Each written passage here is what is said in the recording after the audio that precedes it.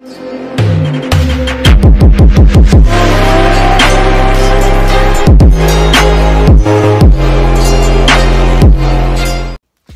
les mecs, comment ils vont les gonzes bordel, le tonton Aldo de Bordeaux. Bon les gars, j'espère que vous allez bien, moi ça va perso nickel. Là je fais la vidéo le matin, il est 9h47, on me l'a demandé. Durant la semaine c'est un peu compliqué, je bosse, effectivement je finis vers 14h30, 15h, ça dépend s'il y a du boulot. Et après ça me fait faire la vidéo à 16h, un peu tard pour vous, je l'avoue, mais bon on va essayer de rectifier la chose, de classer les pronostics la veille pour faire une vidéo le matin. Voilà, ça on verra. Éventuellement si je peux taper dedans. J'aime pas trop faire ça parce que la veille ça me fait chier parce que je peux pas voir effectivement les compos, etc. les joueurs, les sites, les bordels. Mais bon, on va s'organiser, c'est pas trop grave. Je te dis, si tu aimes cette vidéo, n'oublie pas, déclenche ici la cloche. À chaque fois que je fais une vidéo, tu seras averti en premier. Et je te dis aussi, tape un pouce bleu si tu l'aimes et fais la tronche dégueulasse si tu n'aimes pas, bordel. Et si tu veux m'aider à me regarder en HD, éventuellement, bordel, fais un petit don papa, Tipeee ou Paypal. Voilà, on a classé la publicité, passe au pronostic au bordel. Bon les gars, hier on fait pas une super perf, on passe uniquement un pronostic, c'était le match de Danemark avec une cote à 1,60, c'est pas terrible. Du coup les deux combinés passent à l'as. On peut pas faire un perfect tous les jours, ça c'est clair et net. Aujourd'hui j'ai privilégié 3 combinés avec 2 matchs, avec un match dans les 2 combinés. Pourquoi? Je vais vous le dire de suite. Et un match en simple. Premier combiné, Tottenham-Fulham. Tottenham-Fulham, ce combiné là, je vais le jouer Tottenham gagnant en sec. Pourquoi? Parce que Tottenham pour moi, attends, quand même merde, si Tottenham n'est pas favori sur ce match là, je ne le comprends pas. Ou faut arrêter le football tout simplement. Donc ils accueillent Fulham. Fulham a mal commencé, je crois qu'ils ont perdu première défaite à l'extérieur, c'était 2-0 je crois. Fulham avec pas mal de nouveautés, pas mal de joueurs. Bon, ils ont rencontré Série. Franchement, Série par à Fulham, faire quoi? J'en sais rien. Quand tu vois Cessignon, Série, ouais, bon, McDonald's. Bref, du coup, et on a une équipe forcément de Tottenham excellente. Il y a Ali, Lucas Moura qui joue apparemment. Harry Kane, bon voilà. Bref, j'ai mis Tottenham gagnant en sec et je l'ai combiné ce match-là avec Chelsea-Arsenal. Pourquoi Chelsea-Arsenal? Parce que Chelsea doit faire quelque chose à la maison. Arsenal n'est pas forcément au top. Eux aussi, pareil, ils ont commencé les pauvres le premier match du championnat contre City. Ils se font déglinguer. City avait maîtrisé ce jeu. Ils n'avaient pas gagné avec un fort score. Je crois qu'ils se sont imposés 1-0, je crois, à Arsenal.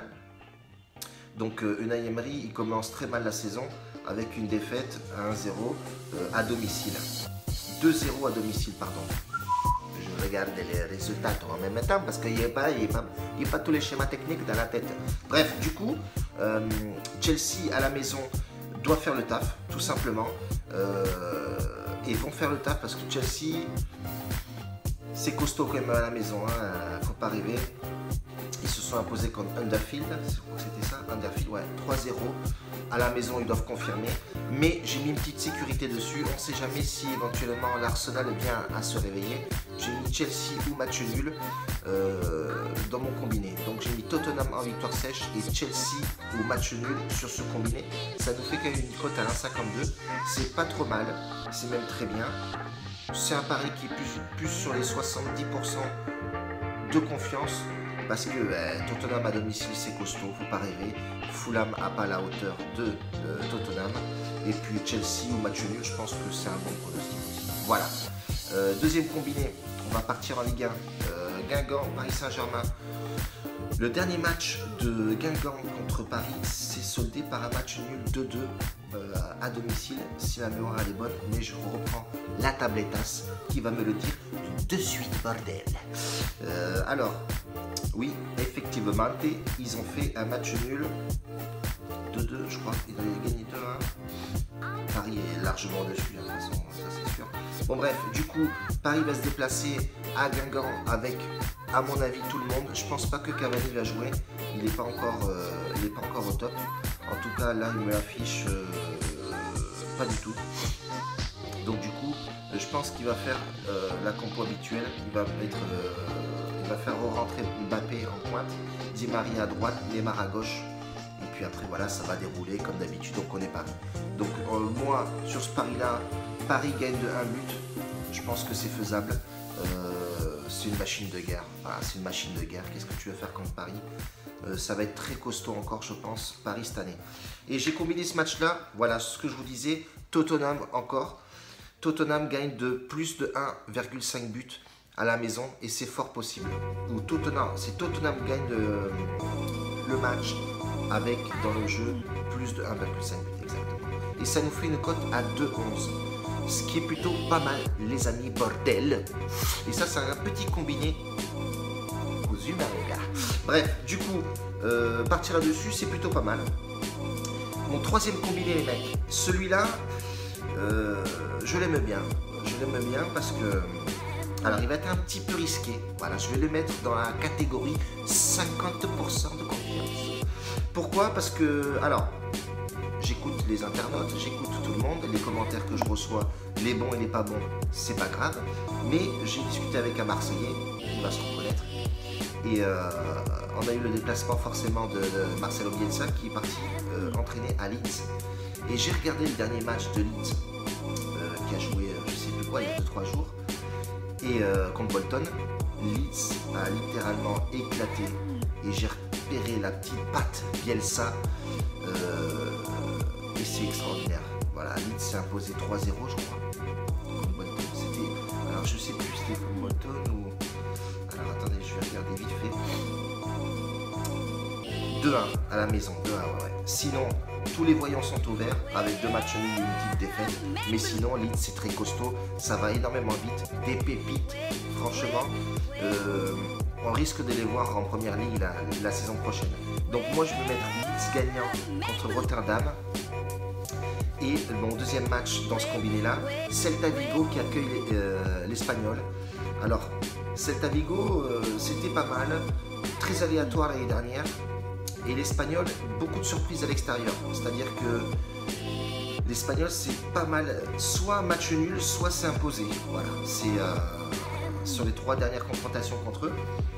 Et il y a de nombreux bons joueurs à l'Espagnol. Donc sur ce combiné-là, je vais faire l'Espagnol au match nul. Alors la cote, elle me paraît un peu bizarre. Elle est à 1,70 pour un double chance. C'est ce qui me fait un peu peur. Après, Celta Vigo à domicile, je ne les vois pas s'imposer. Match de début de saison. On a bien eu la preuve hier avec le Betis Séville qui se fait éclater la tronche par les MT. Quand tu regardais les stats,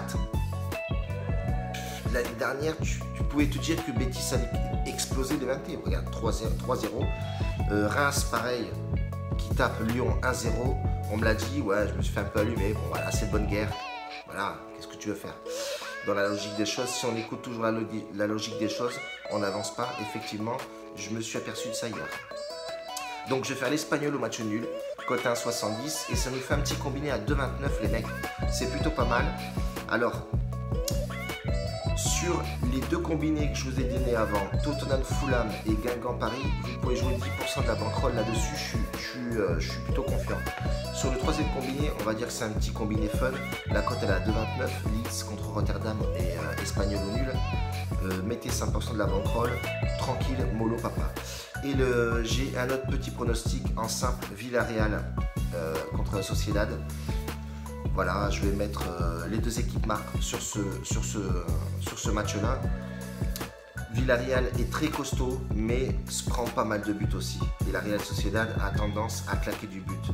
Et quand je regarde les compos, c'est pas dégueulasse dans les 2 côtés. C'est vraiment bien. Et il y a Toko Ekambi qui a été recruté.